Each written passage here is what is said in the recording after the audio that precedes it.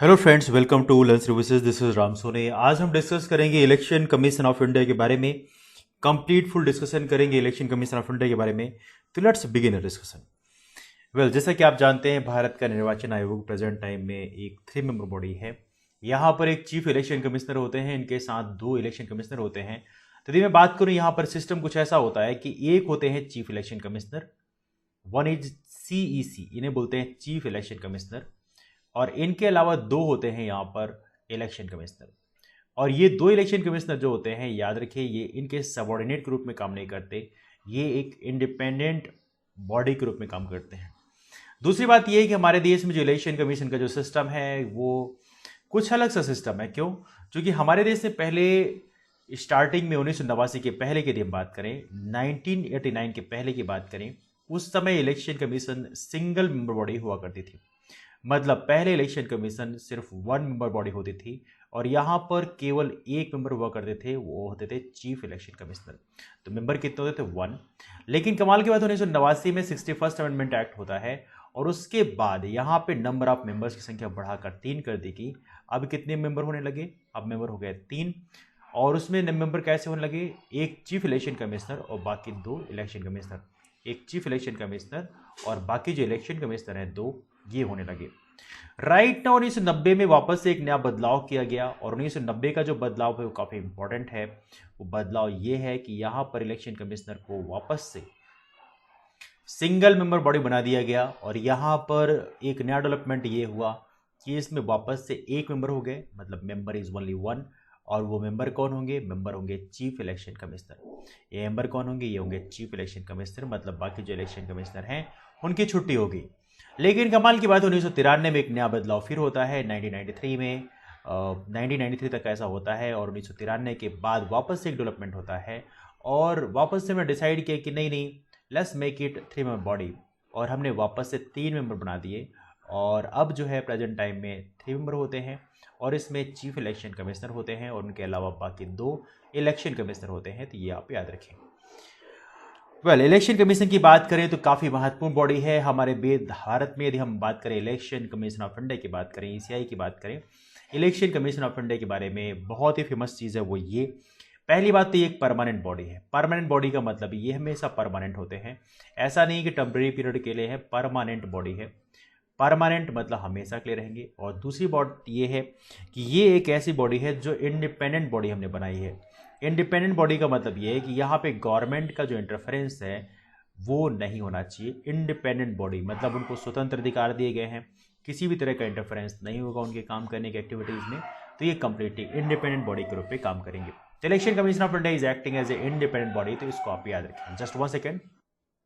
संविधान में कई सारे प्रोविजन लाए गए, लेकिन उसमें सबसे इंपॉर्टेंट है ये एक परमानेंट बॉडी है और ये एक इंडिपेंडेंट बॉडी के रूप में काम करेगी। जहां तक की बात करें हमारे इलेक्शन कमीशन ऑफ इंडिया की बात करें, तो इलेक्शन कमीशन ऑफ इंडिया के बारे में जो चर्चा की गई है वो चर्चा की गई आर्टिकल 324 में। ये आर्टिकल 324 में बोला गया है कि हमारे भारत में जो इलेक्शन कमीशन होंगे उनके क्या अधिकार होंगे, उनके क्या पावर होंगे, ये सारी चर्चा आर्टिकल 324 में की गई है। और ये आर्टिकल 324 बहुत ही इंपॉर्टेंट है, इसको आप जरूर याद रखें। यहाँ पर सारी चीज़ें लिखी गई हैं, कैसे सुपरिटेंडेंस करेंगे, डायरेक्शन क्या होगा, इलेक्शन पार्लियामेंट का कैसे कराएंगे, उसमें कंट्रोल कैसे करेंगे, लेजिस्लेचर का इलेक्शन कैसे कराएंगे, सारी प्रोसेस जो है हर किसी के लिए लिखा हुआ है यहाँ पे। Everything is written over here. और ये सारे पावर जो है, मतलब कंप्लीट इलेक्शन कराने का जो अधिकार है, चाहे प्रेसिडेंट का हो, वाइस प्रेसिडेंट का हो, लोकसभा, राज्यसभा, सब कुछ, विधानसभा, सब कुछ का इलेक्शन इन्हीं के पास पावर रहेगा। ये आर्टिकल 324 में लिखा है। ठीक है। तो देखा जाए तो इलेक्शन कमीशन ऑफ इंडिया एक ऑल इंडिया बॉडी है। ठीक है। और यहाँ पे देखा जाए ये दोनों के लिए कॉमन है, सेंट्रल गवर्नमेंट के लिए भी और स्टेट गवर्नमेंट के लिए भी एक ऑल इंडिया बॉडी के रूप में काम करती है। ये आप याद रखें, it is acting as a all India body. और कमाल की बात है, ये मेंबर ऑफ पार्लियामेंट का इलेक्शन तो कराते हैं और मेंबर ऑफ लेजिस्लेटिव असेंबली का भी इलेक्शन कराते हैं। तो this is acting as all India body, मतलब ये कॉमन है सेंट्रल गवर्नमेंट और स्टेट गवर्नमेंट के लिए। लेकिन याद रखिएगा, पंचायतों में इलेक्शन कराने के लिए एक अलग बॉडी होती है, उसको बोलते हैं इलेक्शन कमीशन ऑफ स्टेट। उसके बारे में हम चर्चा करेंगे, लेकिन पहले इलेक्शन कमीशन ऑफ इंडिया के बारे में बात करनी। दूसरी बात यहाँ पे ये है कि यहाँ पर पंचायत के इलेक्शन कराने के लिए हमने इलेक्शन कमीशन ऑफ स्टेट बना रखा है, लेकिन 73rd और 74th अमेंडमेंट एक्ट, 73rd और 74th अमेंडमेंट एक्ट के बाद में हमने कुछ नए डेवलपमेंट किए, और वो डेवलपमेंट क्या थे? उस डेवलपमेंट में हमने क्या किया कि यहाँ पर हमने एक नई बॉडी का गठन किया, इसे बोलते हैं इलेक्शन कमीशन ऑफ स्टेट, राज्य का निर्वाचन आयोग। अब इलेक्शन कमीशन ऑफ स्टेट की बात करें, इसके लिए प्रॉपरली हमने एक आर्टिकल अलॉट किया है। अब देखिए, इलेक्शन कमीशन ऑफ स्टेट में समझने वाली बात यह है कि राज्यों में जो पंचायत का गठन होगा उसके लिए, अब पंचायत दो प्रकार की पंचायत होती है, एक अर्बन पंचायत होती है, एक रूरल पंचायत होती है। तो रूरल की बात करें तो रूरल पंचायत के लिए जो आर्टिकल हमने अलॉट किया है वो है आर्टिकल, कौन सा है? This is quite important one, 243 के, आर्टिकल 243 के अलॉट किया है हमने, किसके लिए? रूरल पंचायत के लिए। वहां पर इलेक्शन कमीशन की बात करेगा। और यदि अर्बन पंचायत की बात करें तो यहाँ पे हमने अलॉट किया है क्या? ये अलॉट किया है 243ZA, ये भी आप याद रखें 243ZA। ये आर्टिकल भी काफ़ी फेमस है, ये अर्बन पंचायत के लिए है। So please remember this one, election commission of state जो है ये पंचायत की बात करता है, टॉक्स अबाउट पंचायत। लेकिन यहाँ पे सबसे इंटरेस्टिंग पॉइंट ये है कि जो पंचायत है, पंचायत की बात हालांकि गांधीयन प्रिंसिपल में भी की गई है। आर्टिकल 40 आपको याद होगा, आर्टिकल 40 बेसिकली पंचायत के गठन की बात करता है, तो ये भी आप याद रखें, that's also very very important one. ये गांधीयन प्रिंसिपल बेस्ड है, please remember this thing also. लेकिन मेनली जो आर्टिकल है इलेक्शन पंचायत से रिलेटेड वो आर्टिकल 243 में है, तो please remember this thing also, ठीक है। नाउ इलेक्शन कमीशन के आगे चलते हैं। यहाँ पे देखा जाए तो हमारा इलेक्शन कमीशन ऑफ इंडिया में प्रेजेंट टाइम में देखा जाए तो एक चीफ इलेक्शन कमिश्नर होते हैं और बाकी 2 इलेक्शन कमिश्नर होते हैं, ये ऑलरेडी आपको पता है। तो हमारे यहाँ जो इलेक्शन कमिश्नर होते हैं, जो चीफ इलेक्शन कमिश्नर होते हैं, मतलब जो मुख्य निर्वाचन आयुक्त होते हैं भारत के, तो इनका अपॉइंटमेंट हो, चाहे बाकी जो इलेक्शन कमीशन है, इन सभी का अपॉइंटमेंट जो है कौन करते हैं? इन सभी का अपॉइंटमेंट करते हैं भारत के राष्ट्रपति। तो इनको अपॉइंट कौन करता है? Appointed by president of India. इन दोनों का अपॉइंटमेंट जो करते हैं वो कौन करते हैं? Appoint by president of India. अब कंडीशन ये है कि किसकी रिकमेंडेशन से, ये क्वेश्चन अक्सर एग्जाम पूछा आता है कि इनको अपॉइंट तो प्रेसिडेंट ऑफ इंडिया करते हैं, दैट्स ट्रू, लेकिन किसी की रिकमेंडेशन तो लगती होगी। हालांकि किताबों में कम लिखा होता है, बट आप समझिएगा जब ये नहीं लिखा होता कि इसकी रिकमेंडेशन से कोई कमेंट्री होती है, तो इस चीज़ को आप याद रखिएगा, appoint by president on the recommendation of, recommendation किसकी होती है? On the recommendation of council of minister. यहाँ पे रिकमेंडेशन होती है काउंसिल ऑफ मिनिस्टर की, तो ये आप याद रखें, this is the very very important. जो मंत्रिपरिषद होती है उसकी रिकमेंडेशन से, हालांकि मंत्रिपरिषद की रिकमेंडेशन नहीं लेने जाते, वो जो बेसिकली जो कैबिनेट मिनिस्टर्स होते हैं वही डिसाइड करते हैं। बट ये आप याद रखें, चीफ इलेक्शन कमिश्नर हो या बाकी इलेक्शन कमिश्नर हो, इनका अपॉइंटमेंट प्रेसिडेंट करते हैं, बट रिकमेंडेशन यहाँ पे काउंसिल ऑफ मिनिस्टर की होती है, तो ये आप याद रखें। दूसरी बात देखा जाए तो यहाँ पर अदर इलेक्शन कमिश्नर को जब अपॉइंट किया जाता है तो वहाँ पे चीफ इलेक्शन जो है वहाँ पे एज चेयरमैन काम करते हैं, लेकिन याद रखिए कोई किसी के सबॉर्डिनेट ग्रुप पे काम कर नहीं करता। ये दोनों ही चीफ इलेक्शन कमिश्नर और बाकी जो इलेक्शन कमिश्नर हैं they are working as equals, ठीक है। ना यहाँ पे देखा जाए तो रीजनल कमिश्नर का भी अपॉइंटमेंट होता है। तो प्रेसिडेंट जो है, प्रेसिडेंट ऑल्सो अपॉइंट्स जो रीजनल कमिश्नर होते हैं, इनका भी अपॉइंटमेंट यही करते हैं। या आप याद देखिए, रीजनल कमिश्नर, जो रीजनल कमिश्नर होते हैं, रीजनल इलेक्शन कमिश्नर, इनको भी अपॉइंट करते हैं किसी पर्टिकुलर रीजन के लिए, ठीक है ना। यहाँ पे ये चीज़ समझने वाली बात ये है कि रीजनल कमिश्नर का अपॉइंटमेंट करते हुए, ठीक है, रीजनल कमिश्नर का अपॉइंटमेंट करते हुए बेसिकली ये इलेक्शन कमीशन को से बेसिकली क्या कह सकते हैं? हम कह सकते हैं कि basically they are acting as a stent, है ना। तो रीजनल कमिश्नर का जब हम अपॉइंट करते हैं तो उस वक्त ये असिस्टेंट के रूप में काम करते हैं रीजनल इलेक्शन कमिश्नर। लेकिन याद रखिएगा, रीजनल इलेक्शन कमिश्नर को अपॉइंट करने का जो काम होता है वो प्रेसिडेंट ऑफ इंडिया खुद करते हैं। तो ये आप याद रखेंगे, regional election commissioner appoint by president itself, ठीक है ना। यहाँ पे देखा जाए तो ये जो रीजनल कमिश्नर होते हैं, इनका जो सर्विस कंडीशन होती है, इनका जो टर्म होता है, वो सब कुछ प्रेसिडेंट डिसाइड करते हैं। टर्म और सर्विस कंडीशन जो है, टर्म हो चाहे सर्विस कंडीशन हो, ये सारा प्रेसिडेंट ऑफ इंडिया खुद डिसाइड करते हैं। लेकिन देखा जाए यदि हम बात करें इलेक्शन कमिश्नर की, चीफ इलेक्शन कमिश्नर की, तो उनका टर्म तो फिक्स होता है, उनका टर्म फिक्स होता है, लेकिन यहाँ पे टर्म और service condition decided by president. ये डिसाइड कौन करता है? Decide bye president of India. तो ये आप याद रखें, दैट्स क्वाइट इंपॉर्टेंट, मतलब जो चाहें उनकी इच्छा पर डिपेंड करता है, तो ये आप याद रखेंगे, ठीक है। नाउ यहाँ पे देखा जाए तो एक बड़ा इंटरेस्टिंग फीचर रहता है हमारे इलेक्शन कमीशन में कि यहाँ पर अपोजिशन का कोई रोल नहीं होता, तो ये कहीं ना कहीं एक बड़ा कन्फ्लिक्टिंग रहा है। बीते कई सालों में अपोजिशन ने कई बार इसकी डिमांड करी है कि इलेक्शन कमिश्नर के अपॉइंटमेंट में अपोजिशन को एक रोल मिलना चाहिए, लेकिन आज तक वो अपोजिशन को रोल नहीं दिया गया। तो हर एक गवर्नमेंट ने अपने अपने टाइम पर कुछ न कुछ किए, उन्होंने डिमांड की, लेकिन उस समय की रूलिंग पार्टी ने उस बात को नहीं माना। वेल यहाँ पे एक चीज़ समझने वाली बात यह है कि जो चीफ इलेक्शन कमिश्नर हैं और बाकी जो अदर इलेक्शन कमिश्नर हैं, मतलब यदि मैं आपसे बोलूँ यहाँ पर हमारे जो चीफ इलेक्शन कमिश्नर हैं CEC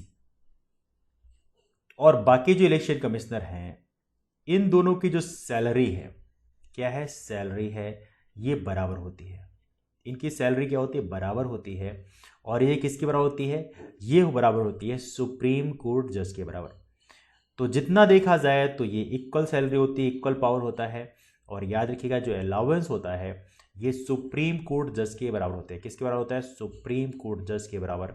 ये आप याद रखेंगे, सुप्रीम कोर्ट जज के बराबर। मैं आप लोगों को सजेस्ट करूंगा, यदि आप मेरा वीडियो देख रहे होंगे तो आप इसको SC जज लिखने की हैबिट मत डालिए, क्योंकि बाद में दिक्कत होती है कि एग्जाम में आप SC जज लिख देते हो और उसका बहुत ही नेगेटिव इंपैक्ट पड़ता है। तो please do not try this. Faculties लिख सकते हैं, लेकिन स्टूडेंट्स को लिखने की हैबिट नहीं डालनी चाहिए, क्योंकि यदि आप लिखते हैं तो बाद में भी आपके लिखने की हैबिट रहेगी और वो बहुत बड़ा सर दर्द आपके लिए हो जाएगा। 2.5 लाख रुपीज़ जो है इनकी सैलरी होती है प्रेजेंट टाइम में एक सुप्रीम कोर्ट जज की। ये आप याद रखें, सुप्रीम कोर्ट के जज की सैलरी और जो हाई कोर्ट के चीफ जस्टिस होते हैं उनकी सैलरी बराबर होती है, and that is 2.5 lakh. Well देखा जाए तो यहाँ पे एक चीज़ और भी है जो आपको समझना ज़रूरी है कि जो सुप्रीम कोर्ट के चीफ जस्टिस की सैलरी होती है, मैं आपको हल्का से एक कॉलम बना देता हूँ, हालांकि मेरे को बनाने की ज़रूरत नहीं है। यदि आप हल्का सा कॉलम बनाते हैं कि भारत के राष्ट्रपति की सैलरी कितनी होती है, तो प्रेजेंट टाइम में भारत के प्रेसिडेंट की सैलरी कितनी है, that is the 5 lakh rupees. और जितना भी बता रहा हूँ ये है पर मंथ, ठीक है, दैट इज़ पर मंथ। इसके अलावा यदि भारत के वाइस प्रेसिडेंट की सैलरी की बात करें, मतलब उपराष्ट्रपति की सैलरी की बात करें, वाइस प्रेसिडेंट की सैलरी हो या स्पीकर की सैलरी हो, इन दोनों की सैलरी बराबर होती है। स्पीकर मतलब लोकसभा अध्यक्ष, इन दोनों की सैलरी जो होती है वो होती है 4 lakh rupees, 4 lakh rupees per month होती है। यहीं पे यदि मैं बात करूं गवर्नर की सैलरी, किसी भी राज्य के गवर्नर की सैलरी की यदि हम बात करें तो गवर्नर की सैलरी और भी कम होती है, वो होती है 3.5 लाख रुपीज़। कई बार ऐसा होता है गवर्नर एक से अधिक राज्यों में सर्व करते हैं, तो इस चीज़ को आप याद रखिएगा कि जब एक से अधिक राज्यों में सर्व करते हैं तो वो उनको डबल सैलरी नहीं मिलती है, बल्कि उनकी सैलरी डिस्ट्रीब्यूट होती है दोनों राज्यों के बीच में।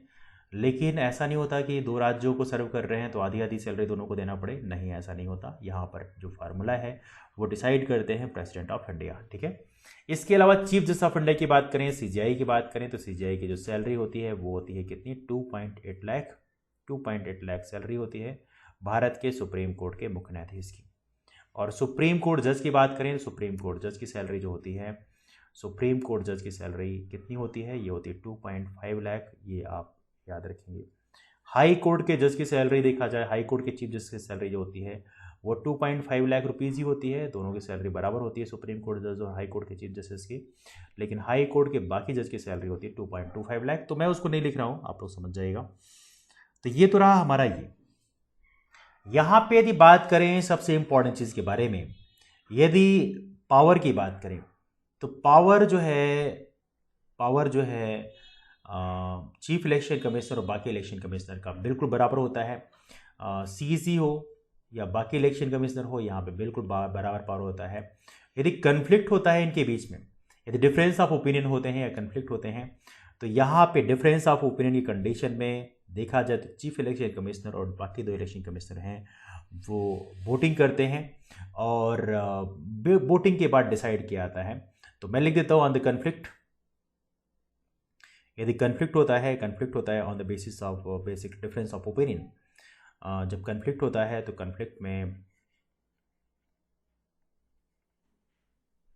In conflict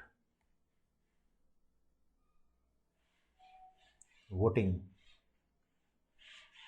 takes place. मान लीजिए कई बार कोई दो एग्री नहीं कर रहे हैं, कोई एक एग्री नहीं कर रहा है, तो यदि कन्फ्लिक्ट होता है तो वोटिंग होती है और मेजॉरिटी विंस, ठीक है। ये बहुत ही कॉमन चीज है। नाउ यदि क्वेश्चन पूछा जाए कि टर्म कितना होता है, कार्यकाल कितना होता है, तो टर्म एक बड़ा क्वेश्चन होता है कि हमारे चीफ इलेक्शन कमिश्नर की सैलरी कितनी होती है। तो यहां पे देखा जाए they hold office for a term of 6 years. देखा जाए तो चाहे चीफ इलेक्शन कमिश्नर हो चाहे बाकी इलेक्शन कमिश्नर हो, इन दोनों का टर्म बराबर होता है। और याद रखिए कितना होता है, 6 साल और 65 एज, जो भी पहले पूरा हो जाए वही आपका टर्म होता है। तो ये आप याद रखिएगा, 6 साल और 65 साल की एज जो भी पहले पूरा हो जाए यही आपका टर्म होता है। ये आप याद रखें, that's very very important one.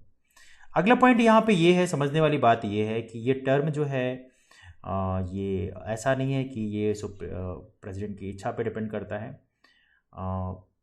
ये रिज़ाइन ज़रूर कर सकते हैं अपनी मर्ज़ी से, लेकिन इनका रिमूवल काफ़ी डिफ़िकल्ट होता है। लेकिन यहाँ पे एक बड़ा इंटरेस्टिंग है कि चीफ इलेक्शन कमिश्नर का जो रिमूवल होता है, removal of chief election commissioner काफ़ी कॉम्प्लिकेट होता है। ये आप याद रखेंगे, removal of chief election commissioner is quite difficult. Chief election commissioner का जो रिमूवल होता है वो काफ़ी डिफ़िकल्ट होता है। तो रिमूवल ऑफ CEC, तो आप समझ सकते हैं लाइक वाइज कैसे होता है। लाइक वाइज सुप्रीम कोर्ट जज, सुप्रीम कोर्ट जज के रिमूवल जैसे होता है, और सुप्रीम कोर्ट जज के रिमूवल तो आप समझते हैं काफ़ी कॉम्प्लिकेट होता है। लेकिन यदि बात करें बाकी इलेक्शन कमिश्नर की, removal of other election commissioner, removal of election commissioner, तो इनका इलेक्शन कमिश्नर का रिमूवल थोड़ा सा सिंपल होता है। क्यों? इनका रिमूवल जो होता है president can remove, president can remove. और ये रिमूव करने का जो सिस्टम लिखा हुआ है यहाँ पे, ये कंडीशन ये है कि ऑन द रिकमेंडेशन ऑफ, किसके रिकमेंडेशन है।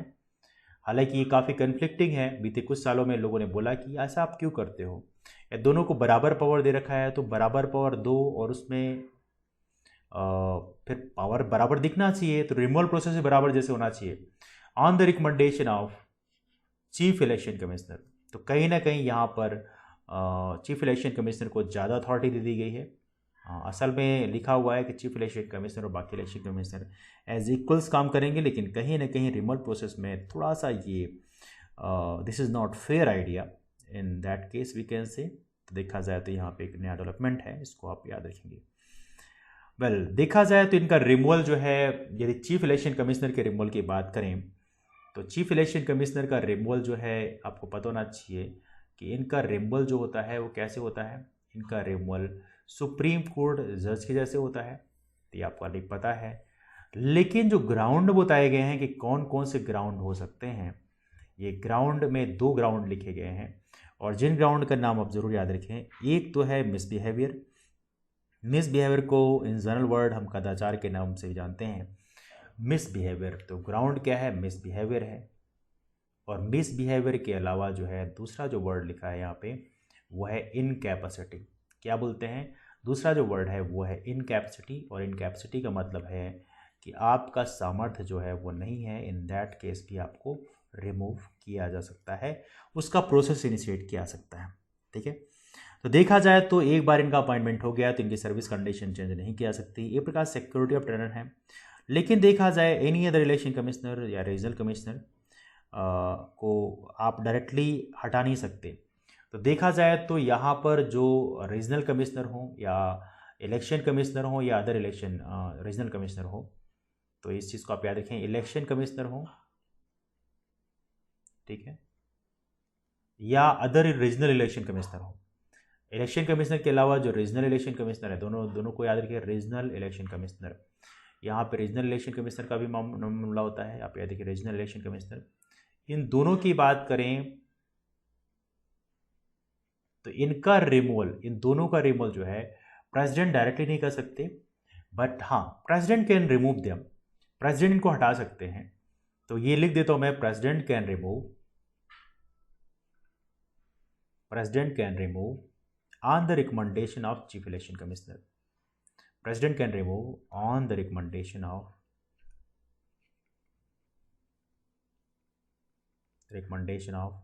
Chief election commissioner.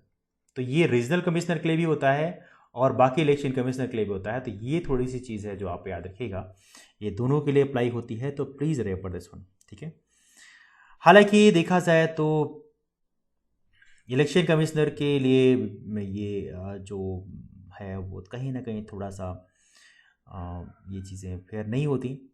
हालांकि कॉन्स्टिट्यूशन ने कोई भी प्रेस्क्राइब नहीं है क्या क्वालिफ़िकेशन के लिए कि क्या क्वालिफ़िकेशन होना चाहिए इलेक्शन कमीशन के मेंबर्स के लिए।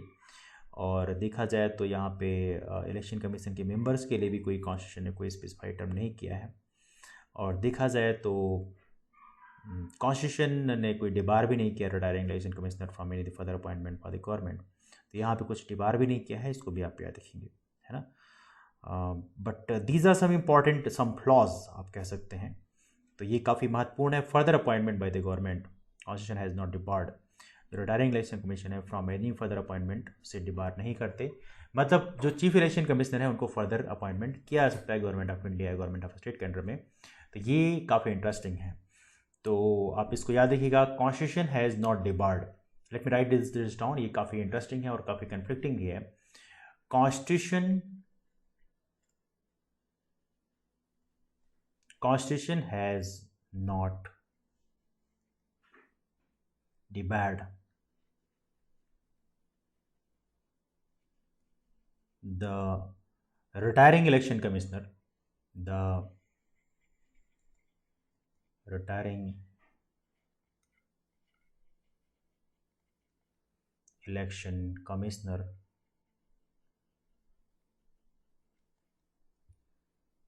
from any further appointment by the government, from any further appointment by the government। तो ये काफ़ी इंटरेस्टिंग है, from any further appointment by the government।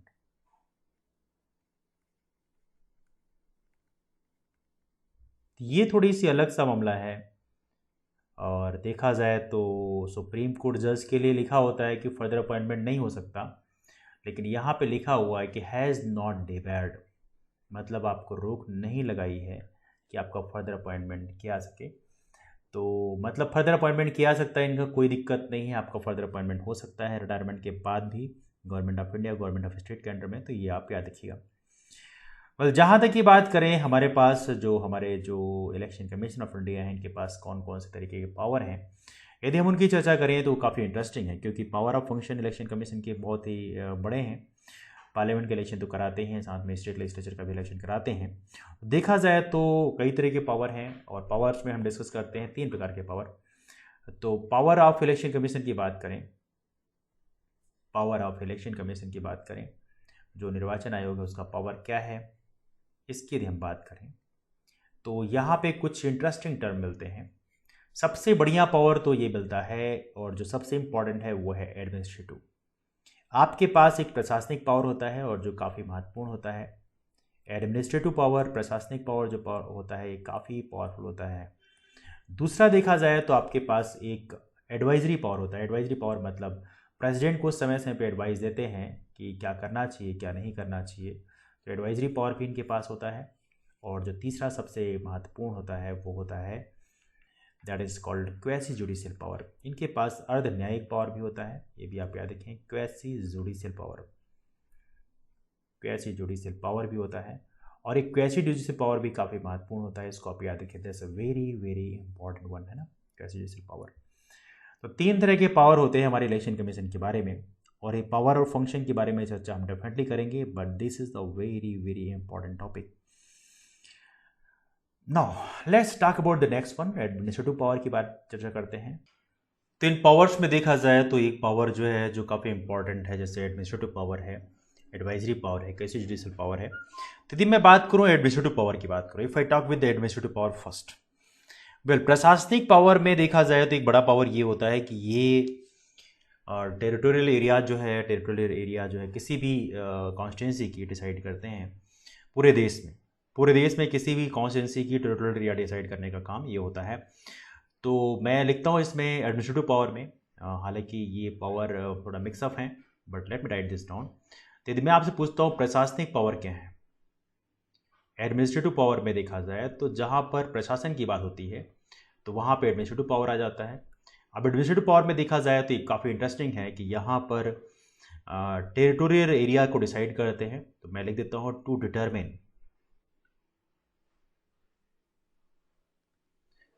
Territorial area मतलब किसी टेरिटरी कितनी होगी, टेरिटोरियल एरिया कितनी होगी, किस चीज़ की, किसी भी कॉन्स्टिट्यूंसी की। तो to determine territorial area of the electoral constituency, of the constituency, जो भी कॉन्स्टिट्यूंसी होती है उसकी एरिया डिसाइड करने का काम ये करते हैं। दूसरी बात आपको ये पता होना चाहिए पूरे देश में, और ये बेसिस क्या होता है इस चीज़ को पता रखिएगा, ऑन द बेसिस ऑफ, ये काफ़ी महत्वपूर्ण है, on the basis of. Basis क्या होता है, बेसिस होता है डिलिमिटेशन कमीशन एक्ट। ऐसा नहीं कि अपनी मर्जी मनमाफी करते हैं, ऐसा नहीं है। डिलिमिटेशन कमीशन एक्ट के अंतर्गत, delimitation commission act of parliament, इनके कहने के हिसाब से ही करते हैं। ऐसा नहीं कि अपनी मर्जी से जो चाहे वो कर सकते हैं। Delimitation commission act of parliament के रिकमेंडेशन के द्वारा ही करते हैं। तो एडमिनिस्ट्रेटिव पावर में देखा जाए, जैसे हमने डिस्कस किया, एडमिनिस्ट्रेटिव पावर होता है, एडवाइजरी होता है, क्वासी जुडिशियल होता है। तो एडमिनिस्ट्रेटिव पावर में एक चीज़ याद रखने वाली बात है कि एडमिनिस्ट्रेटिव पावर में जिनके पास पावर होता है उसमें सबसे बड़ी बात यह है कि जो टेरिटोरियल एरिया होती है, जहाँ भी इलेक्शन हो रहा होता है उस पर्टिकुलर एरिया के टेरिटोरियल एरिया को डिसाइड करते हैं, मतलब कॉन्स्टिट्यूंसी की जो भी निर्वाचन जगह है। बेसिस जो है वो आप याद रखेंगे, ये बेसिस होता है delimitation commission act. Delimitation commission act of parliament के बेसिस पे क्या आता है ये आप याद रखिए। नाउ क्वेश्चन ये होता है कि डिलिमिटेशन कमीशन एक्ट अब तक कब लाए गए, कितनी बार लाए गए। तो डिलिमिटेशन कमीशन एक्ट की बात करें तो डिलिमिटेशन कमीशन एक्ट अब तक कई बार आ चुके हैं, और ये कब तक आ चुके हैं तो मैं थोड़ा दिखा देता हूँ आपको। डिलिमिटेशन कमीशन एक्ट अब तक कितनी बार आए हैं, भारत में अब तक 4 बार आए हैं डिलिमिटेशन कमीशन एक्ट। और पहली बार आया था 1952 में, 1952 में डिलिमिटेशन कमीशन एक्ट लाया था, उसके द्वारा कॉन्स्टिट्यूंसी डिसाइड की थी कहाँ कितना होगा।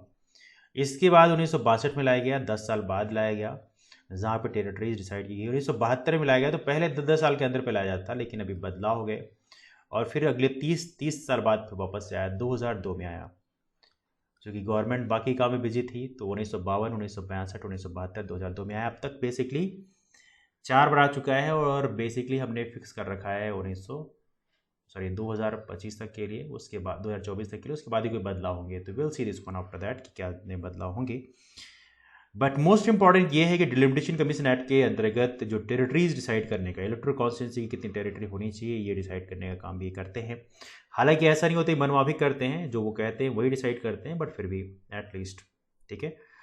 नाउ यहाँ पे एडमिनिस्ट्रेटिव पावर में एक और एडमिनिस्ट्रेटिव पावर है जो काफ़ी महत्वपूर्ण है। एक तो पावर ये हो गया, the first one is that, ये पहला एडमिनिस्ट्रेटिव पावर है।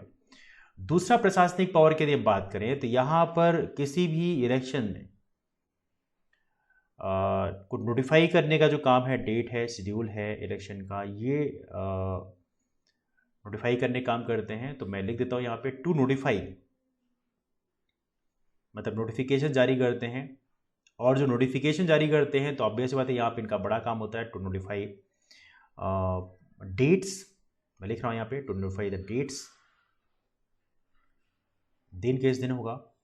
दूसरा शेड्यूल, तो डेट्स मतलब शेड्यूल ही होता है बेसिकली। ये सारा डिसाइड करते हैं ऑफ इलेक्शन, निर्वाचन का जो भी डेट है, शेड्यूल है, वो सारा का सारा डिसाइड करते हैं। तो ये आप याद रखें, this is the very very important one. So ये पॉइंट बहुत कॉमन है कि डेट्स और शेड्यूल इलेक्शंस के डिसाइड नोटिफाई करने का काम इलेक्शन कमीशन ऑफ इंडिया करती है। लेकिन इसके अलावा जो नॉमिनेशन पेपर्स होते हैं, जब आप नॉमिनेशन पेपर फाइल करते हैं, उस नॉमिनेशन पेपर को स्क्रूटनाइज करने का काम भी करते हैं। तो मैं यहाँ पे लिख देता हूँ to scrutinize nomination paper. Scrutinize का मतलब है ये पता लगाना कि इसमें किसी भी तरह की मिस्टेक या गलतियाँ तो नहीं है, जानबूझकर डेटा को छिपाया तो नहीं गया। तो स्क्रूटनाइज नॉमिनेशन पेपर, ये भी एक बहुत ही महत्वपूर्ण काम होता है, ये भी काम करते हैं इलेक्शन कमीशन ऑफ इंडिया। तो एक प्रकार से कह सकते हैं ये एक प्रकार का एडमिनिस्ट्रेटिव पावर है, एक प्रशासनिक इनका कार्य है, जिसको आप याद रखेंगे। अगला पॉइंट यहाँ पर ये होता है कि समय समय पर जो इलेक्टोरल रोल्स होते हैं, इलेक्टोरल रोल्स मतलब जो आप क्या जो जिसमें वोट डालते हैं। अब देखिए इलेक्टोरल रोल्स को जिसमें वोटर लिस्ट होती है, एक प्रकार से इलेक्टोरल रोल्स को हम वोटर लिस्ट भी बोलते हैं। तो इलेक्टोरल रूल्स को समय से पर रिवाइज करना, तो मैं कह सकता हूं यहां पे टू प्रिपेयर एंड रिवाइज, इसको प्रिपेयर भी करते हैं समय से पर, एंड रिवाइज, क्योंकि कई लोगों के नाम जुड़ते हैं घटते हैं, ये सारा काम भी करते हैं। तो इन चीज़ों को प्रिपेयर करना, रिवाइज करने का जो काम होता है, ये इलेक्टोरल रोल्स को, ये भी काम इनका होता है। तो ये भी आप याद रखें, electoral rolls, this is one of the most important thing, please remember one.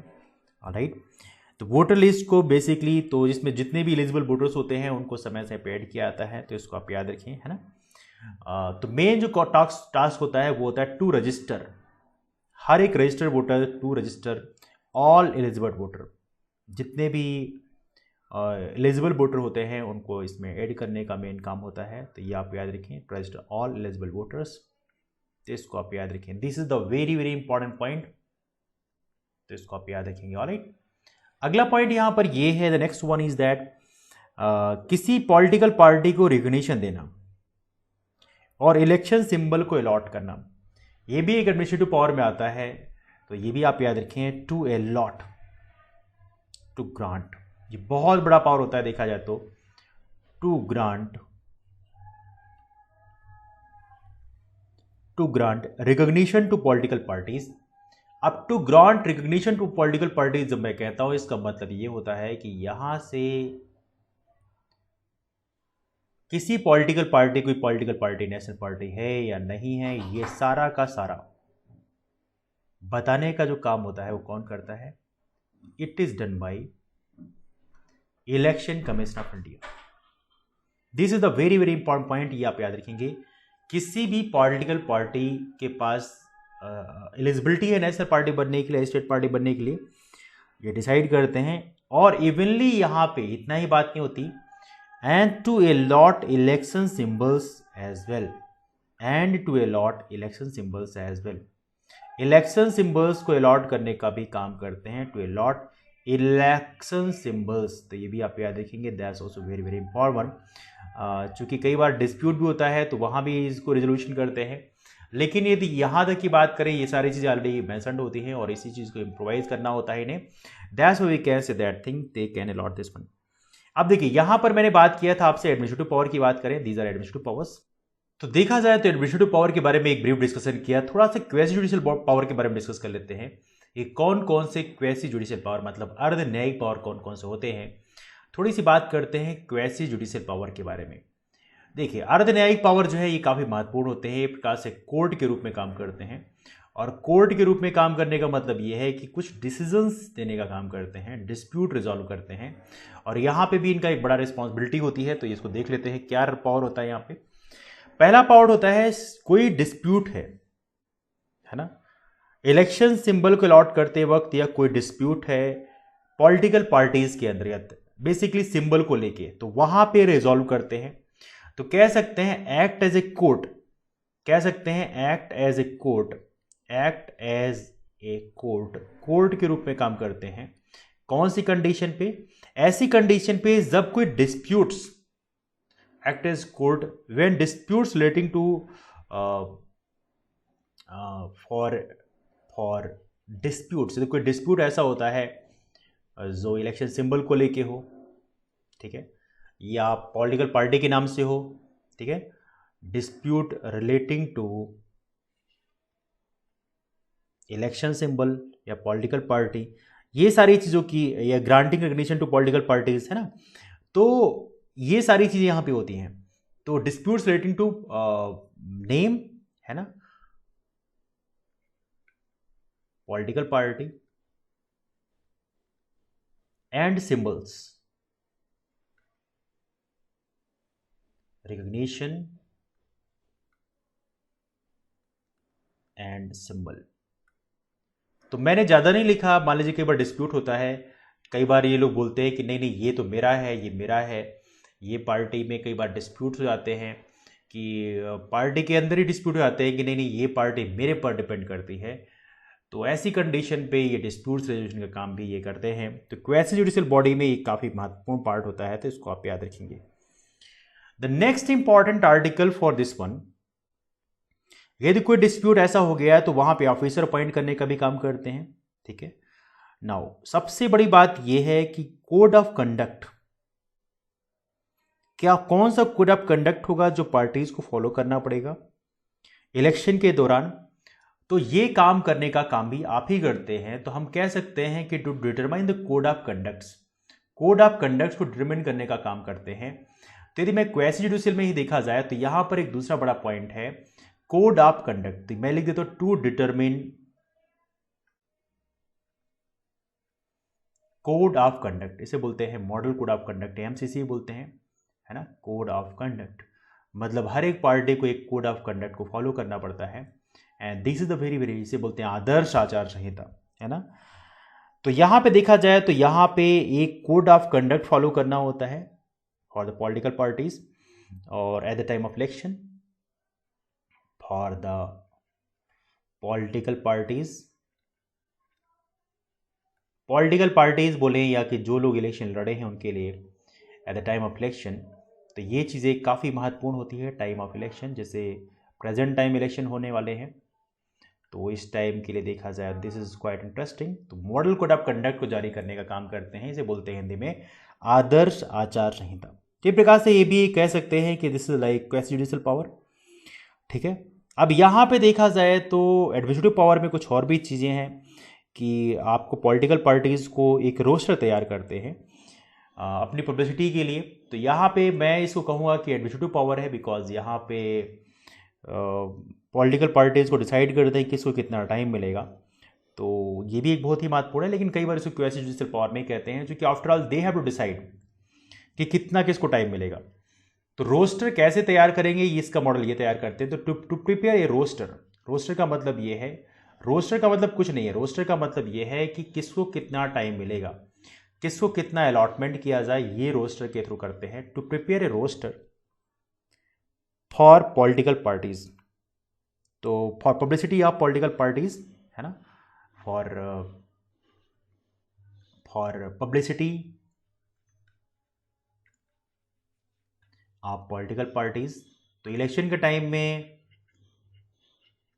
Political parties को कितना किस में टाइम मिलना चाहिए, और वो भी पॉलिटिकल पार्टीज की किस में, on radio and TV, on radio and TV, on radio and TV. तो रेडियो और टीवी में जो आपको मुफ्त में जो टाइम मिलता है पब्लिसिटी के लिए, ये डिसाइड करने का काम आपका होता है कि आपको कितना टाइम दिया जाएगा। ठीक है, in at the time of election, at the time of election, at the time of election, election के टाइम में कितना क्या टाइम मिलना चाहिए आपको, ये रोज से तैयार करने का काम होता है।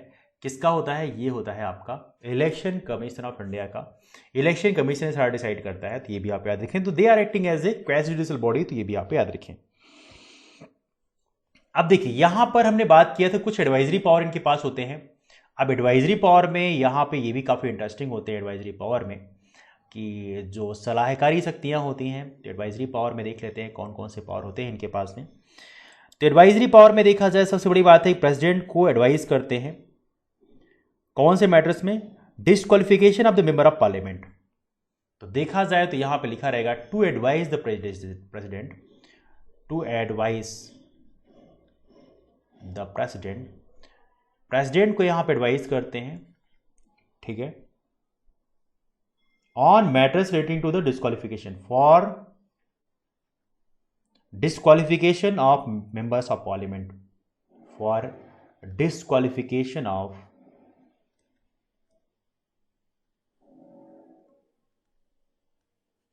Member of parliament. कई बार ये ऐसा होता है ना कि कई मेंबर ऑफ पार्लियामेंट जो हैं उन्होंने गलत डेटा दिए, झूठे फैक्ट दिए इलेक्शन के दौरान। तो ऐसी कंडीशन पे ये एडवाइस करते हैं प्रेसिडेंट ऑफ इंडिया को कि इन्होंने गलत फैक्ट दिए हैं, इसलिए इनको डिस्क्वालीफाई किया जाना चाहिए। और इवनली यही सेम जो है सजेशन, यही सेम एडवाइस जो है ये गवर्नर करते हैं बेसिकली एमएलए के मामले में, ठीक है। तो यहां पे देखा जाए to advice governor,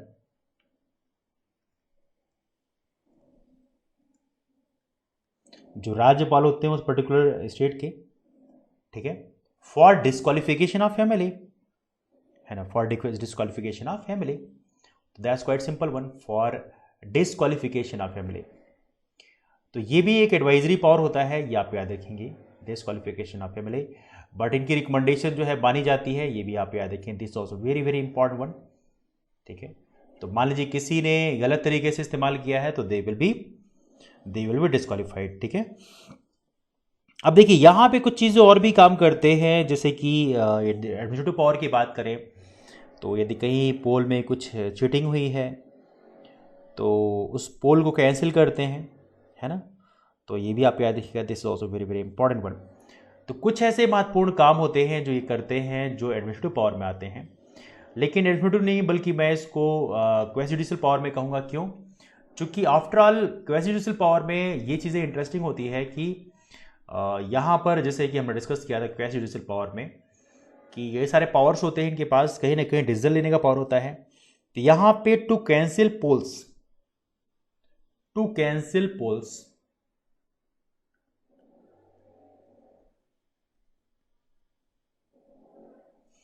to cancel polls in the event of rigging,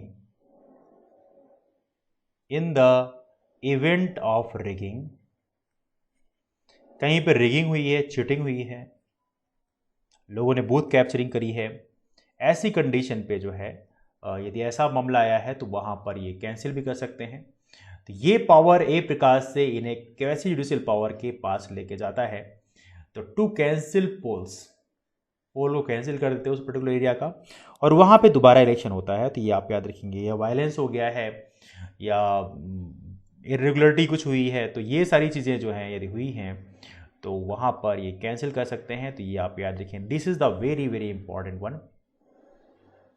तो ये प्रकार से कह सकते हैं this is kind of quasi judicial power अर्धन्यायिक जो शक्ति है। तो ये आप याद रखेंगे। तो ये कुछ महत्वपूर्ण चीज़ें हैं, this is very very important. Supervise करने का काम तो करते ही हैं, तो ये एडमिनिस्ट्रेटिव पावर हो गया फ्री और फेयर इलेक्शन के लिए। प्रेसिडेंट को एडवाइस भी करते हैं।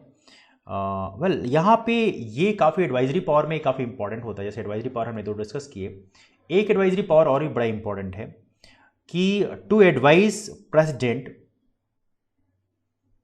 To advise president whether election for the, basically जो प्रेसिडेंट रूल जब होता है तो उस समय प्रेसिडेंट के प्रेसिडेंट रूल यदि कहीं लगा हुआ है तो वहां पे इलेक्शन हो सकता है कि नहीं हो सकता, ये भी एडवाइस करने काम करते हैं। To advise president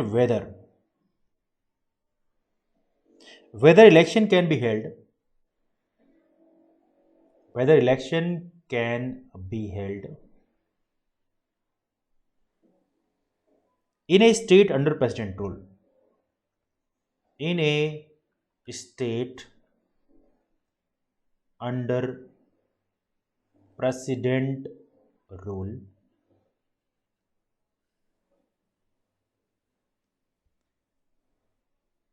in order to extend the period of emergency after 1 year। अब देखिए ये बहुत ही महत्वपूर्ण है, in order to extend emergency after 1 year. ये काफी महत्वपूर्ण है, बट 1 साल के बाद के लिए होता है emergency after 1 year, after 1 year. 1 साल के बाद इमरजेंसी एक्सटेंड की जानी चाहिए, नहीं की जानी चाहिए, इलेक्शन वहां पे कराया सकते हैं कि नहीं कराया सकते, इसके मामले का एडवाइस जो है ये एडवाइस करने का काम करते हैं कौन? ये करते हैं बेसिकली इलेक्शन कमीशन। तो ये भी आप याद रखें, this is also very very important. Alright, और दूसरा बात ये है कि यहाँ पर सिंपल सी बात है, मैंने डिस्कस किया था आप लोगों से कि ये इनके पास एक क्वासी जुडिशियल पावर होता है कि किसी भी पार्टी को सिंबल लॉट करना है, ये काम यही करते हैं। तो देखा जाए तो to register political parties for the purpose of election, to register political parties, to register political parties for election। ठीक है, दूसरा grant them status of national state party, दूसरा ग्रांट देम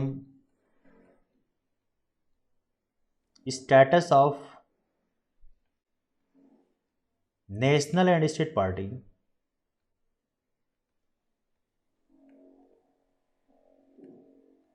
ये जो स्टेटस है ये भी आपको यही ग्रांट करते हैं on the basis of poll performance, on the basis of poll performance. Basis क्या है? On the base of poll performance. ऐसा नहीं किसी को भी बना दें, ऐसा नहीं है, पोल परफॉर्मेंस के हिसाब से ही आपको क्या आता है। तो देखा जाए तो ये कहीं ना कहीं ये ऐसा नहीं कि यूनिलैटरल होता है, ये आपको एक रूल से स्टिक होना पड़ता है, और रूल्स यदि आपको फॉलो नहीं होते तो आपको मतलब ऐसा नहीं कि इनके पास कंप्लीट फुल पावर होता है, ये आप याद रखेंगे। अब देखिए इलेक्शन कमीशन की बात करें तो इनके नीचे एक डिप्टी इलेक्शन कमीशन भी होते हैं, ठीक है, जो कि सिविल सर्विसेज जो होते हैं वहाँ से उनको हायर किया जाता है, ठीक है, और बाद में सेक्रेटरीज होते हैं, जॉइंट सेक्रेटरीज होते हैं। तो यदि इलेक्शन कमीशन की बात करें यदि हम, तो ये तो बहुत बेसिक चीज़ होगी, पावर के बारे में बात की। नाउ अब हम बात करते हैं इलेक्शन कमीशन हायरार्की कैसे होती है। तो हायरार्की में देखा जाए तो हायरार्की मैंने आपसे डिस्कस किया है कि हायरार्की में देखा जाए तो जो सिस्टम बनाया हुआ है वो कुछ इस तरह से होता है कि हमारे यहाँ जो चीफ इलेक्शन कमिश्नर सबसे ऊपर होते हैं, लेकिन इलेक्शन कमिश्नर भी बाकी उसके साथ में होते हैं। तो इलेक्शन कमीशन के नीचे जो होता है एक इलेक्शन कमिश्नर हो गया, इलेक्शन कमिश्नर के नीचे डेप्यूटी इलेक्शन कमिश्नर काम करते हैं। क्या? Deputy election commissioner, deputy election commissioner काम करते हैं, ये आप याद रखिएगा। अब इनके नीचे और भी बहुत सारे होते हैं, जैसे कि इनको असिस्ट करने के लिए सेक्रेटरीज होते हैं, इनको असिस्ट करने के लिए सेक्रेटरीज होते हैं। अब सेक्रेटरीज की बात करें तो सेक्रेटरी हो गए, फिर डेप्यूटी सेक्रेटरी हो गए, ढेरों सारी पोस्ट होती हैं। बट सेक्रेटरीट यहाँ भी होता है, सेक्रेटरी हो गए, ज्वाइंट सेक्रेटरी हो गए,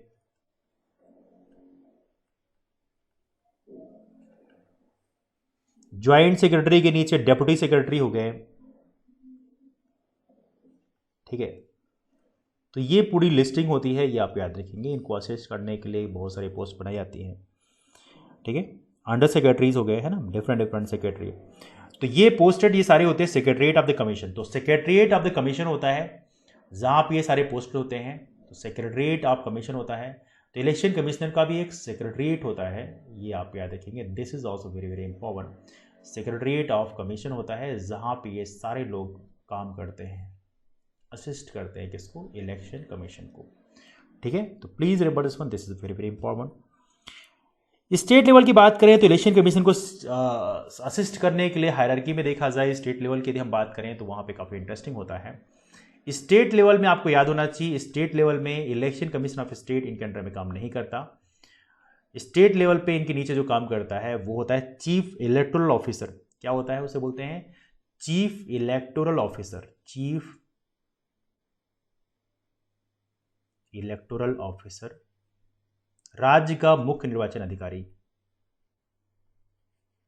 ठीक है, ये होता है राज्य में। अब उसके नीचे देखा जाए तो ये तो स्टेट लेवल का हो गया, बट ये जो अपॉइंट किया जाता है he is appointed by chief electoral officer, who is appointed by chief election commissioner. तो चीफ इलेक्टोरल ऑफिसर की बात करें तो इसको याद रखिएगा, he is appointed by chief election commissioner.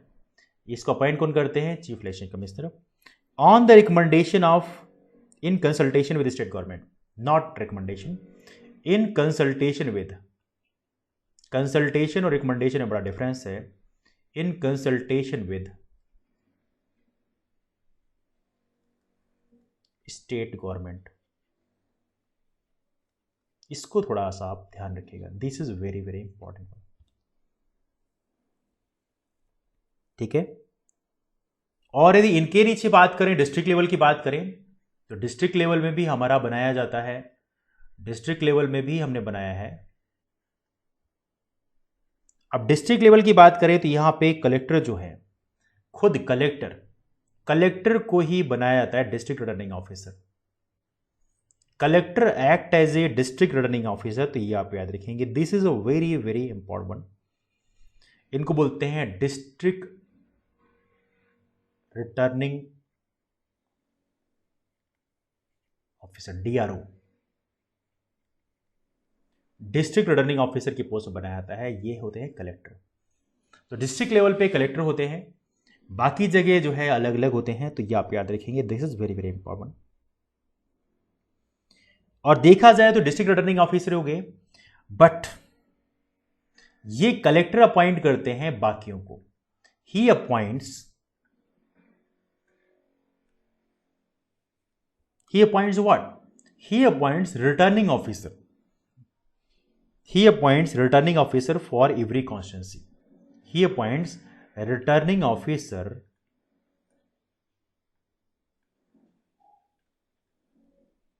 for every constituency. तो हर एक कॉन्स्टिट्यूंसी को असिस्ट करने के लिए एक रिटर्निंग ऑफिसर होता है, ये आप याद रखेंगे। हर एक कॉन्स्टिट्यूंसी को असिस्ट करने के लिए एक रिटर्निंग ऑफिसर होता है, वहां पे सुपरवाइज करने के लिए, तो ये आप याद रखेंगे। और हर एक पोल के लिए तो ये रिटर्निंग ऑफिसर को अपॉइंट करते हैं। साथ में आपको यही पता होना चाहिए, जो कलेक्टर होता है इनका काम एक और होता है, कलेक्टर कलेक्टर मतलब डिस्ट्रिक्ट रिटर्निंग ऑफिसर, यही अपॉइंट करते हैं क्या? Presiding officer. He appoints presiding officer, क्या? Presiding officer for every polling booth.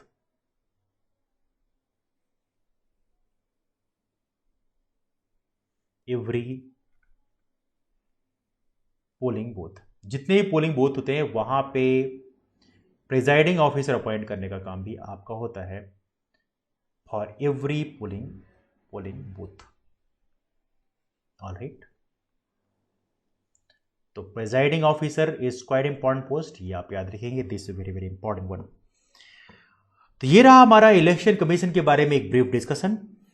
Well, जहां तक की बात करें विजन, मिशन, प्रिंसिपल की बात करें, तो इलेक्शन कमीशन की बात करें तो इनका मेन विजन होता है कि हमारा जो इलेक्शन है उसमें सभी का पार्टिसिपेशन हो, इलेक्टोरल डेमोक्रेसी स्ट्रेंथन हो। तो कहीं ना कहीं विजन यही होता है। तो आइए देख लेते हैं कुछ विजन चीज़ों के बारे में। Let's talk about them as well. तो सबसे इंपॉर्टेंट बात करने वाले हैं विजन क्या होता है। हमारे इलेक्शन कमीशन का बेसिकली विजन क्या होता है, what is the vision of election commission. यदि विजन की बात करें तो विजन काफी बड़ा होता है, और ये बड़ा क्या होता है, एक ऐसा इंस्टीट्यूशन ऑफ एक्सीलेंस बनना चाहते हैं जहां पे एक्टिव एंगेजमेंट हो, जहां पे लोगों का एक्टिव एंगेजमेंट हो,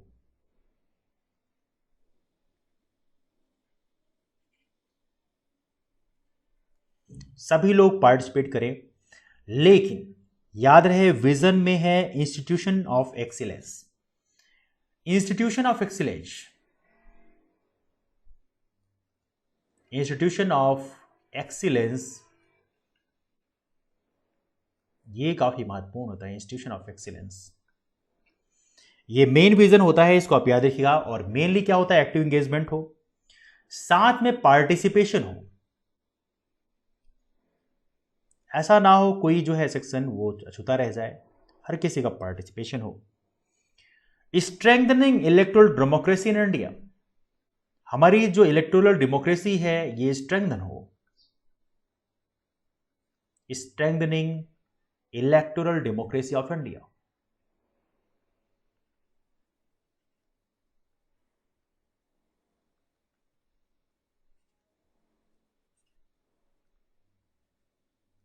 भारत की इलेक्टोरल डेमोक्रेसी जो है स्ट्रेंथन हो, ये सारे पॉइंट होते हैं, ये आप याद रखेंगे।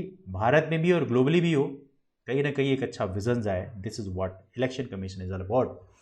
मेन है इंस्टीट्यूशन ऑफ एक्सीलेंस बने, एक्टिव एंगेजमेंट हो, पार्टिसिपेशन हो हर किसी का, strengthening of electoral democracy Bharat में और बाकी वर्ल्ड में हो। तो that's main vision of election commission. ठीक है, अब देखिए मिशन की बात करें तो कुछ महत्वपूर्ण मिशन भी हैं, आइए बात करते हैं इस बारे में। ये पॉइंट काफी इंपॉर्टेंट इसलिए है क्योंकि इलेक्शन कमीशन ऑफ इंडिया में एक सबसे अच्छी बात यह है कि ये मेंटेन करते हैं। क्या मेंटेन करते हैं? Election commission of India maintains the most important thing, और वो मोस्ट इंपॉर्टेंट थिंग क्या है? वो मोस्ट इंपॉर्टेंट थिंग ये है कि मेंटेन करते हैं इंडिपेंडेंस, कि एक स्वतंत्र ऑर्गेनाइजेशन के रूप में काम करें, the most important thing. Second, दूसरा पॉइंट ये है कि इंडिपेंडेंस के अलावा जो फोकस करते हैं वो है इंटीग्रिटी, इंटीग्रिटी सत्यनिष्ठा, that's quite biggest thing. Integrity के अलावा जो तीसरा सबसे बड़ा इंपॉर्टेंट चीज है वो ये है कि दे मेंटेन द ऑटोनॉमी। ऑटोनॉमी का मतलब है किसी का इंटरफेरेंस यहां पर नहीं चलता, that's the beauty of that thing. ये तीन चीजों को मेंटेन करने की बात की जाती है, इंडिपेंडेंस, इंटीग्रिटी और ऑटोनॉमी। ठीक है, अब देखिए यहां पर ये चीजें तो मेंटेन करते हैं नो डाउट, लेकिन यहां पर एक्सेसिबिलिटी को इंश्योर करते हैं, ये तो मेंटेन की जाती है। लेकिन दूसरी बात करें, election of commission of India, ये मेंटेन करने वाली चीज हो गई। और दूसरी बात ये है कि क्या चीज इंश्योर करते हैं। इंश्योर करने का मतलब इस चीज को सुनिश्चित करते हैं कि ये चीजें मिलनी चाहिए। पहली बात एक्सेसिबिलिटी, एक्सेसिबिलिटी का मतलब है हर कोई एक्सेस कर सके, उनकी जो कंप्लेन है इलेक्शन में पार्टिसिपेशन में पार्टिसिपेट करे, इलेक्शन प्रोसेस में पार्टिसिपेट कर पाए। दूसरा इंक्लूसिवनेस, इंक्लूसिवनेस का मतलब ये है कि हर कोई, इंक्लूसिव डेवलपमेंट मतलब इंक्लूसिव मतलब हर कोई, देश के अंदर जितने भी नागरिक हैं वो सभी अपने मताधिकार का प्रयोग कर पाए। तो इंक्लूसिवनेस एक बहुत बड़ा पॉइंट है, this the biggest thing, inclusiveness. और तीसरा सबसे बड़ा इंपॉर्टेंट है ethical participation of stakeholders. तो पार्टिसिपेशन जो है हम कर पाए, इंश्योर कर पाए कि हमारे जो स्टेक होल्डर्स हैं पार्टिसिपेशन हो पाए उनका। वेल पार्टिसिपेशन का मतलब यहां पर ये नहीं है कि जस्ट इलेक्शन में पार्टिसिपेट कर पाए, बल्कि इलेक्शन में लड़ भी पाए, ये भी बड़ा इंपॉर्टेंट है। तो पार्टिसिपेशन ऑफ स्टेक होल्डर्स, जो भी स्टेक होल्डर्स हैं उनके पार्टिसिपेशन को हम इंश्योर कर पाएँ, ये भी बड़ा इंपॉर्टेंट पॉइंट है। एक्सेसिबिलिटी हो गया, इंक्लूसिवनेस हो गया, participation of stakeholders, these three are important thing what election commission is ensuring over that. Alright, अब देखिए यहां पे अडॉप्ट क्या करते हैं, election commission of India adopt करने की बात करता है, this is also very very important one. क्या चीज को अडॉप्ट करते हैं? जिस चीज को अडॉप्ट करते हैं मतलब इसका पालन करते हैं, पालन करते हैं highest standard of professionalism for delivering, highest standard, एक शानदार स्टैंडर्ड फॉलो करते हैं। और इसमें for delivering free,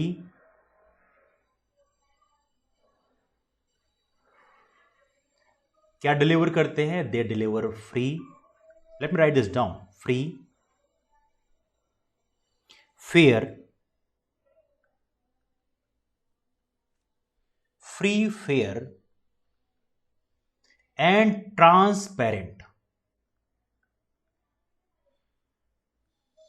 let me right this down, free fair transparent election, free fair transparent election, ये तीन चीजें इंश्योर की जाती हैं, free fair and transparent election.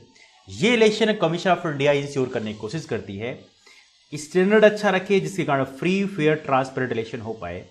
हालांकि बीते कुछ सालों में ईवीएम के चलते अपोजिशन ने काफी प्रोटेस्ट किया, और ईवीएम की जो फंक्शनिंग है वहां पे अपोजिशन ने काफी क्वेश्चनिंग किया। यहां पर election commission of India transparency maintain करने में कहीं ना कहीं थोड़ी चूक जरूर रह रही है। वीपैट इंस्टॉल जरूर किया, लेकिन सभी वीपैट की काउंटिंग नहीं होती।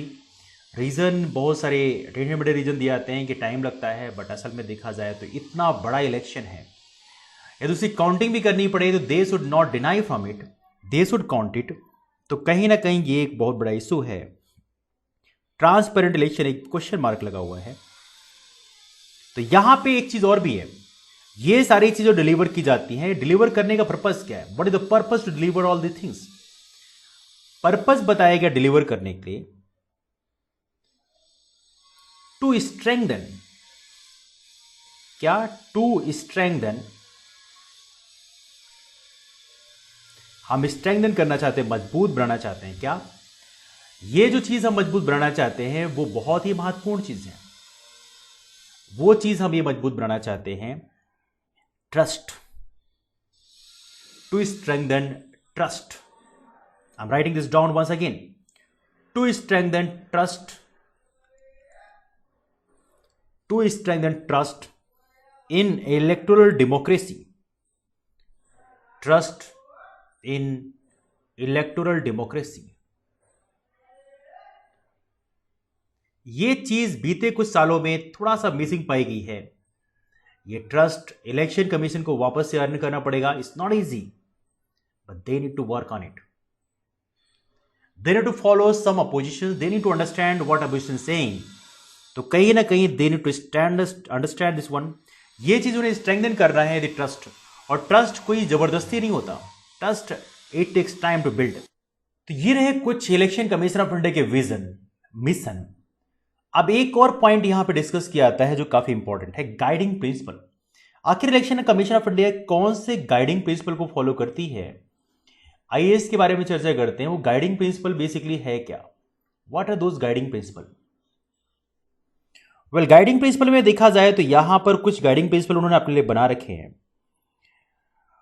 मतलब जो संविधान में जो चीजें इंश्राइंड हैं, वैल्यूज हैं, उसको अपहोल्ड करेंगे। जैसे इक्वलिटी है, इक्विटी है, इम्पार्शियलिटी है, इंडिपेंडेंस है, रूल ऑफ लॉ है, in superintendence, direction and control over the electoral governance.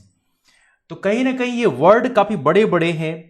Guiding principle में जो पहला गाइडिंग प्रिंसिपल बोला जाता है काफी इंपॉर्टेंट है, काफी मैसेज देता है। तो इन्होंने कहा गाइडिंग प्रिंसिपल क्या होगा? To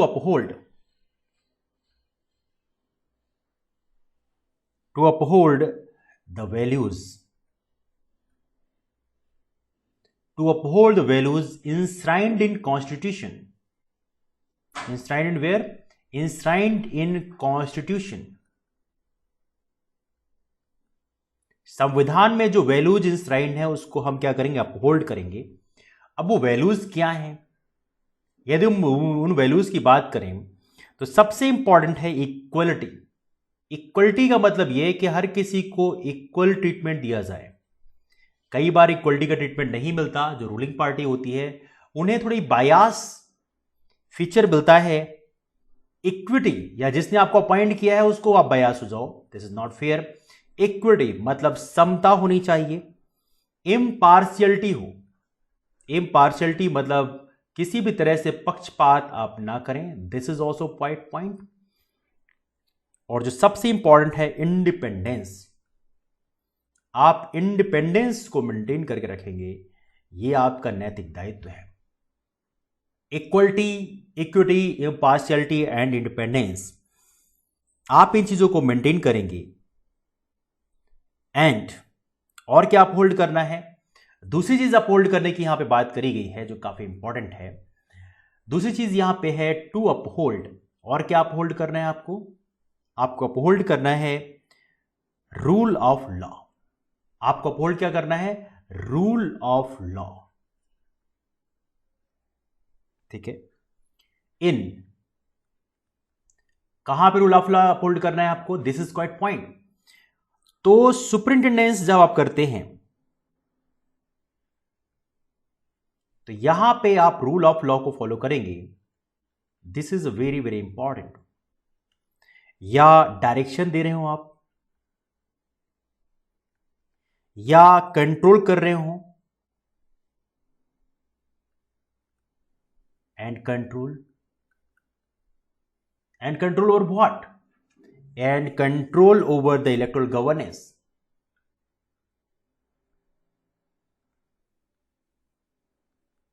alright. तो यहां पर इन चीजों को आप इंश्योर करेंगे। ये चीजें काफी महत्वपूर्ण है। आप अपहोल्ड करेंगे क्या? Rule of law. Rule of law आप अपहोल्ड करेंगे। कहां पर? जब आप सुपरिंटेंडेंस कर रहे हो, आप डायरेक्शन दे रहे हो या कंट्रोल कर रहे हो किसका? इलेक्टोरल गवर्नेंस को, उस कंडीशन पे रूल ऑफ लॉ को आप अपहोल्ड करेंगे। ये आपकी गाइडिंग प्रिंसिपल है। ऑलराइट। बहुत सारी चीजें लिखी हुई है यहां पे। जो चीजें आपको याद रखना है, दीज आर कीवर्ड्स। जब आप मेंस लिखते हैं तो ये चीजें आपके काफी काम आती हैं। दूसरा पॉइंट लिखा है यहां पे, to conduct election with the highest standard of credibility. तो क्या है टू कंडक्ट इलेक्शन? इलेक्शन जो आप कंडक्ट करा रहे हैं, ये इलेक्शन कैसे होने चाहिए? Highest standard of credibility. तो यहां पे इस चीज को आप याद रखेंगे, हाईएस्ट स्टैंडर्ड हो, हाईएस्ट स्टैंडर्ड हो of credibility, the first most important thing। Second point यहां पर है फ्रीनेस, मतलब किसी भी तरह से ये किसी के दबाव में ना हो, फेयर हो, बिल्कुल साफ सुथरा। ट्रांसपेरेंसी को आप मेंटेन करेंगे, लोगों के माइंड में यदि जरा सा डाउट है तो आप उसको सॉल्व करेंगे। ट्रांसपेरेंसी, इंटीग्रिटी, आप इंटीग्रिटी मेंटेन करके रखेंगे। Integrity is the quite important thing. Integrity के अलावा यदि आपसे बोला जाए अकाउंटेबिलिटी, आप अकाउंटेबिलिटी मेंटेन करके रखेंगे। You have to maintain accountability. Accountability, ऐसा नहीं कि आपके ऊपर चार्ज लगा दिए जाए, आप बोलो नहीं नहीं ऐसा नहीं है, और आपने सीधा बोल दिया नहीं है मतलब नहीं है, दैट्स ऑल। अकाउंटेबल होंगे आप, अपनी ऑटोनॉमी को मेंटेन करके रखेंगे। ऐसा नहीं किसी के पक्षपात में आप काम करेंगे, किसी के प्रेशर में आप आके काम करेंगे। No, you will not do that thing. और सबसे बड़ी बात है, काम करते वक्त आपने प्रोफेशनलिज्म को मेंटेन करके रखेंगे। ऐसा नहीं है कि आप काम करने का तरीका कंप्लीटली अनप्रोफेशनल हो, प्रोफेशनल हो। प्रोफेशनलिज्म का मतलब यह है कि आपको जो जिम्मेदारी गई है, वो जिम्मेदारी का वहन पूरी निष्ठा के साथ करें। तो ये सारे पॉइंट्स हैं जो आप याद रखेंगे। ये सारा काम एक इलेक्शन कमीशन ऑफ इंडिया का होगा। डायरेक्शंस, ये सारे डायरेक्शन आप फॉलो। तो to conduct election, highest standard of credibility, professionalism, accountability, freeness, fairness, autonomy, transparency, integrity, ये सारी चीजों को आप याद रखेंगे। This is quite important. Alright, तीसरा पॉइंट यहां पर यह है जो सबसे इंपॉर्टेंट है गाइडिंग प्रिंसिपल में, टू इंश्योर, आप इंश्योर करेंगे participation of all eligible citizens. To ensure participation of all eligible citizens, जितने भी एलिजिबल सिटीजन्स हैं उनके इलेक्शन के प्रोसेस को आप इंश्योर करेंगे, पार्टिसिपेशन करेंगे in the electoral process, in the electoral process. This is quite point, this is the biggest point.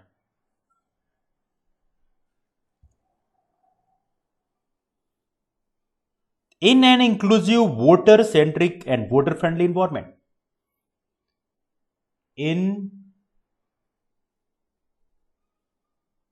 voter-friendly environment, मतलब एक ऐसा environment आप बनाएंगे जो voter-friendly हो। In voter-friendly environment,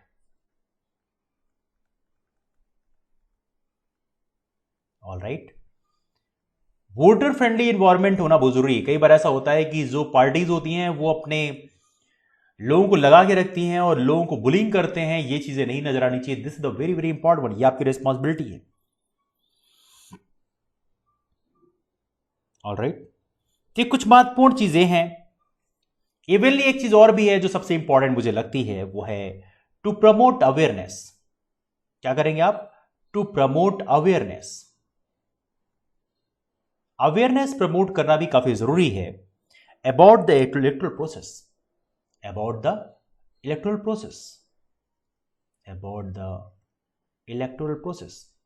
तो जो प्रोसेस है हमारे इलेक्शन का, उसके बारे में लोगों के पास एक अवेयरनेस हो।